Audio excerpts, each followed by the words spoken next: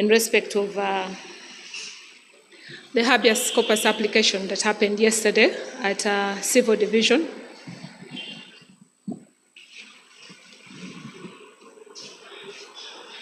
I believe we also heard what happened in court yesterday when this application came up.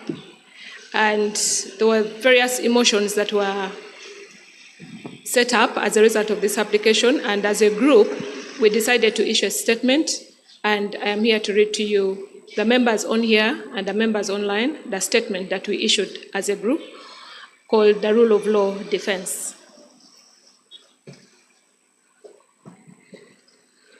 The title of our statement is The Shocking Conduct of Dr. Kizza Besigye's Application for Freedom. The judiciary's conduct of Dr. Kizza Besigye's application for freedom has been shocking and unbelievable. First, we were told that the application could be heard next week on the 25th of February 2025. Fortunately, it was suddenly rescheduled to the 19th of February, which was yesterday. Then, on hearing, the presiding judge observed that Besigye looked unwell and should be immediately returned to prison, lest he faint in court. Was the court not concerned that Besigye could suffer much worse in prison than merely fainting, given his visibility frail condition? Why was Dr. Besigye's right to health not prioritized with an order of immediate medical attention? Where is the compassion in the judiciary when fundamental rights such as life, health, and liberty are at stake? We are reminded of Kakwenza Rukirabasaija, who was denied the return of his passport when he sought to get specialized medical attention for his tortured and mangled body abroad. We remember too painfully the death of our own senior counsel, Bob Kasango, and others who died in prison under similar circumstances. We also remember the death in November 2007 of Joseph Musasi Zichifefe, a brother to Dr. Kizza Besigye, who died shortly after he was released from prison. More recently, we also remember the death of Honorable Segrinya Mohammed, and I believe there are many people out there who have died, only that their voices were not heard. So it's not only these people who have suffered, but there are many others who have also suffered, only that we haven't heard their voices. So I believe they are the silent witnesses that have gone unnoticed. The courts, with few exceptions, are increasingly using the denial of bail as a political persecution.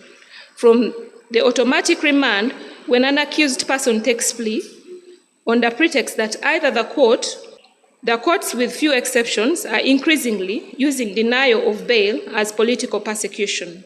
From the automatic remand when an accused person takes plea on the pretext that either the court or the prosecution need time to study the accused papers, or even as whimsical as the court being in a hurry to get home, to delayed bail, hearings and rulings, and most times unjustified adjournments.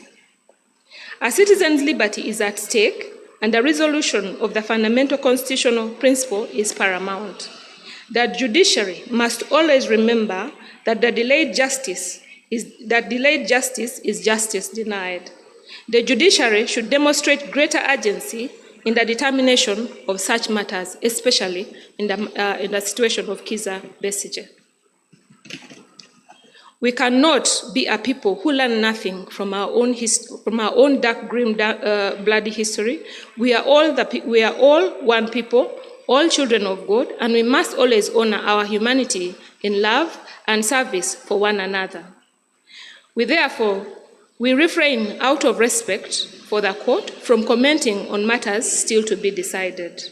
The signatories to this statement are Peter Munkidiwaluviri, Ivan Bowe, Stephen Kalali, I myself, Lillian Drabo, Prima Kwagala, Mike Okua, Peter Arinaitwe, Ronald Samuel Wanda, Mary Goreti Nakamia, Edward Katose Kawanja, Bernard Banturaki, George Musisi, Sarah Kasande, Anthony Odor, Morgan Mohindo, Michael Aboneka, Paul Muchibi, William Muhumza, Julius Galinsonga, Julius K. Warugaba, Dennis Kusasira, and Philip Karugaba.